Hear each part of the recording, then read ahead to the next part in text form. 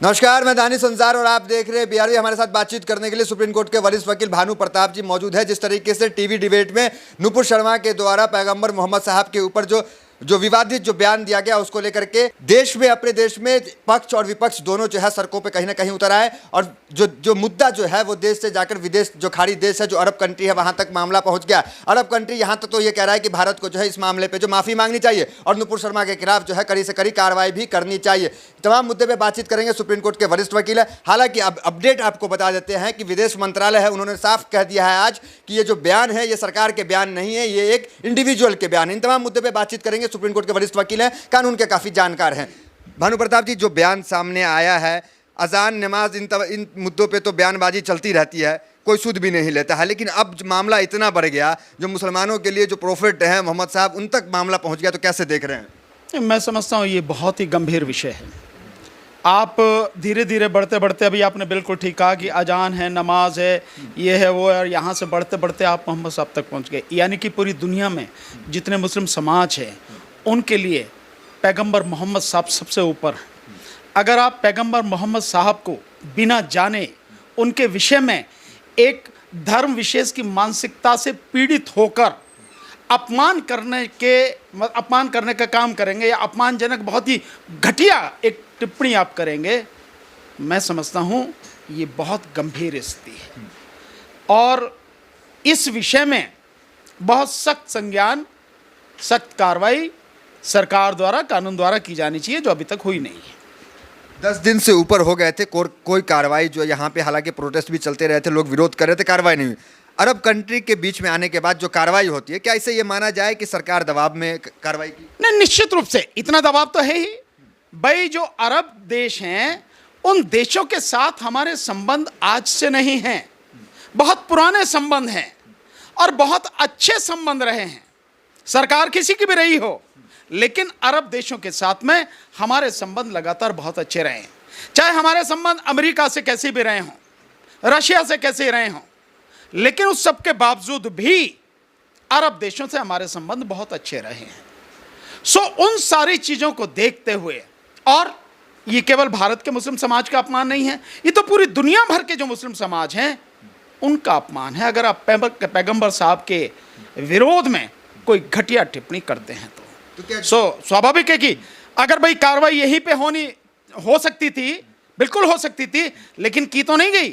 वो की जब ही गई जब अरब देशों में ये मामला उठने लगा, क्योंकि अरब देशों के साथ में जो हमारे व्यापारिक रिश्ते हैं, जो हमारे सांस्कृतिक रिश्ते हैं, उनको नज़रअंदाज थोड़ी किया जा सकता है। लेकिन ये कहा जा रहा है कि जो प्रधानमंत्री मोदी, जो सरकार जो है, बीजेपी जो है, चाइना को टक्कर देती है, पाकिस्तान के साथ मुकाबला करने के लिए तैयार रहती है, लाल आंखें दिखाती है, वो एक छोटे से कंट्री जो दिल्ली में कई अरब कंट्री समा जाएंगे, उससे कैसे झुक गई, उनकी बात में कैसे आ गई?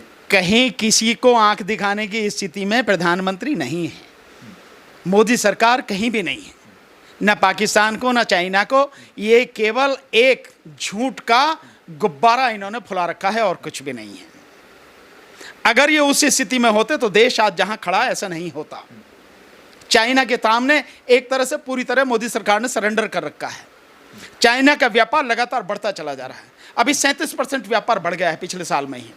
अरब देशों की, उनके साथ जो हमारा व्यापार है, और केवल अरब देशों की बात नहीं है, वहां से जो इतनी बड़ी संख्या में तेल आता है, क्रूड ऑयल जो आता है, जो उसी क्रूड ऑयल के माध्यम से ये सरकार इस देश की जनता को लूट रही है, इतना टैक्स लगाकर कमाई कर रही है।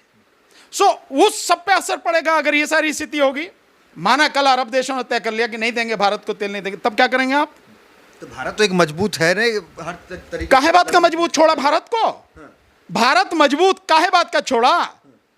केवल झूठ बोलने से मजबूत हो जाएगा? केवल एक झूठ का आडंबर खड़ा करने से भारत मजबूत हो जाएगा?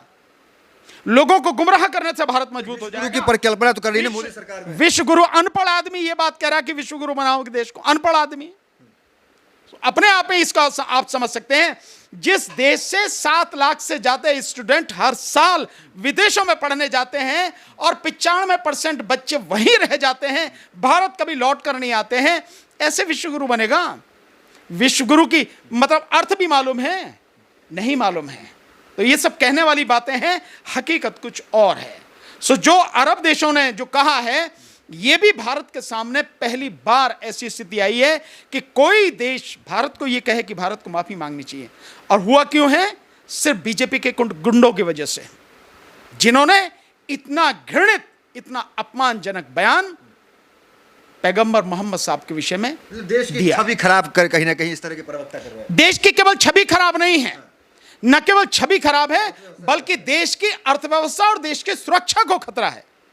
आप इसको सोचिए आप कि वहां पर जो खाड़ी के देश हैं, चाहे वो यूएई हो, चाहे वहां ओमान हो, चाहे कतर हो, चाहे आपका दूसरे और जो देश हैं वो सारे के सारे मिला के, चाहे कुवैत हो, उन सब ने भारत का जो सामान है वो बाहर निकाल के रख दिया, अपने स्टोर्स के, अपने शोरूम्स के बाहर रख दिया, और जो शोरूम्स में अंदर भी है उसे ढक दिया और उसमें लिख दिया कि भारत का सामान है, ये बेचने के लिए नहीं है, ये नहीं बिकेगा। और वो वहां की जो कंपनियां यहां से वहां सामान भेज रहे हैं, उन कंपनियों को बैन करने जा रहे हैं। और इसके अलावा यह भी स्थिति सामने आ रही है कि वहां जो लोग हैं उनको भी कहा जा रहा है कि जाओ भैया, यहां आने की जरूरत नहीं है। और आप इससे देखिए कि 90 लाख के लगभग, 85-90 लाख के लगभग वहां लोग हैं जो मजदूरी करते हैं इन्हीं देशों में। मैं खाड़ी देशों की बात कर रहा हूं। इसके अलावा वहां लाखों की संख्या में स्टूडेंट्स हैं जो यहां से 8 लाख से ज्यादा अरबपति पिछले 8 साल में भाग कर गए हैं। वो भी बहुत लोग वहां पर हैं और वो बहुत लोग वहां पे रहते हैं, काम करते हैं। उनकी स्थिति देखिए कि क्या होगी अगर उन्होंने भागना पड़ा तो। अगर उन्होंने कह दिया हम नहीं रखेंगे भारत के लोगों को, दुनिया में और बतेरी जगह से उन्हें काम करने वाले लोग मिल जाएंगे।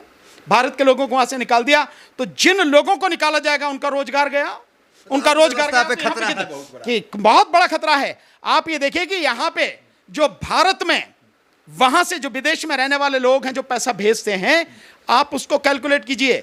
पूरा पिछले साल जो आया तकरीबन 6 लाख करोड़ रुपया आया, उसमें से तकरीबन 3,60,000 करोड़ के लगभग तो वहीं उन्हीं देशों से आया, खाड़ी देशों से आया। इतना बड़ा पैसा। लेकिन वो जो सर तबका है जो बीजेपी में भी है, वो कह रहा है कि ये गलत है, ये क्यों दबाव में इस तरह का काम किया जा रहा है। तो वो तो नुपुर शर्मा के साथ भी लोग खड़े हैं। इसका मतलब साफ है कि आप कुछ भी कर लीजिए, वो सिर्फ दिखावे के लिए साजिश की जा रही है, बाकी उसके खिलाफ कुछ होना नहीं है, नहीं इनकी करने की नीयत है। और अब ये जो किया गया कि निकाल दिया, ये सब ड्रामा है। एक तरफ निकाल दिया, दूसरी तरफ उसे आपने, दिल्ली पुलिस ने पूरी सुरक्षा दे दी। दिल्ली पुलिस का मतलब गृह मंत्री भी आज दर्ज हो गया। वो चाहे जो एफआईआर दर्ज होने से क्या होता है, एफआईआर तो बतेरी दर्ज हो रही है। ये जो है ये जो दौलत राम कॉलेज के जो प्रिंसिपल है उसके खिलाफ SC/ST एक्ट में एफआईआर हो रखी है। प्रोफेसर रितु ने जो करा रखी, डॉक्टर रितु ने जो करा रखी है एफआईआर, उसमें महीना भर होने जा रहा, अभी तक गिरफ्तारी नहीं है। जबकि SC/ST एक्ट में तो तुरंत गिरफ्तारी होने। रतनलाल को, डॉक्टर रतनलाल तो गिरफ्तार हो गए थे एक पोस्ट पे, और ये टीवी डिबेट पे इतना बड़ा बयान दे दिया इस गिरफ्तार। इसका मतलब यह है कि यहां जो है अभी भी वही जातिवादी मानसिकता काम कर रही है, वही भेदभाव। कानून सबके लिए एक है, कानून के समक्ष सब कोई समान है, कानून का समान संरक्षण सबको मिलता है। लेकिन जो लागू करने वाले हैं, जब वो गंदी जातिवादी मानसिकता से पीड़ित हों, दूषित हों, या गंदी मानसिकता वाली जो सरकार है, उनको कानून इंप्लीमेंट करने वाले लोगों को अपने हिसाब से चलाए, तो फिर भेदभाव होता है। तो जो उनके लोग हैं वो गिरफ्तार नहीं होते, चाहे कितनी एफआईआर कराते रहो, और बाकी लोग जरा सी उसमें गिरफ्तार कर लिए जाते हैं। नहीं भी होते तो झूठी एफआईआर करके गिरफ्तार कर लिए जाते हैं। संरक्षण मिला हुआ, पूरा संरक्षण है बीजेपी का, मोदी सरकार का। ऐसे लोगों को पूरा संरक्षण है, नहीं इनकी हिम्मत नहीं हो सकती कि चूं भी बोल जाते हैं। तो किस तरह की कार्रवाई इस तरह के मामले पे होना चाहिए? देखिए, मेरे विचार से तो पूरा देशद्रोह है, राष्ट्रीय सुरक्षा का मसला है। वहां रहने वाले जो लाखों भारतीय हैं, करोड़ों, 1.5 करोड़ के लगभग जो भारतीय खाड़ी देशों में रहते हैं, इस तरह के बयानों से उनकी सबकी नौकरी, उनका रोजगार, उनका व्यापार, उनकी जिंदगी खतरे में है। देश के सामने पहली बार आजादी के बाद ऐसी स्थिति है कि कोई देश कहे भारत को माफी मांगनी चाहिए। देश का अपमान है। इससे बड़ा देशद्रोह क्या होगा? भारत क्यों माफी मांगे? एक पार्टी के प्रवक्ता तो राष्ट्रीय प्रवक्ता किसकी है? वो भाजपा की। भाजपा की क्या है यहां पर? केंद्र में सरकार, राज्यों में सरकार। तो केवल आप ये नहीं कह सकते कि भाजपा की वो है, और ये कोई भी पार्टी जो ये कहकर तो पल्ला झाड़ ली ना कि ये हमारा। सरकार कैसे पल्ला झाड़ लेगी? सरकार के पल्ला झाड़ने से, कहने से क्या होता है कि नहीं है। जब तुम्हारी वो प्रवक्ता रही, राष्ट्रीय प्रवक्ता रही है, तो वो तुम्हारा बयान है, सरकार का बयान है।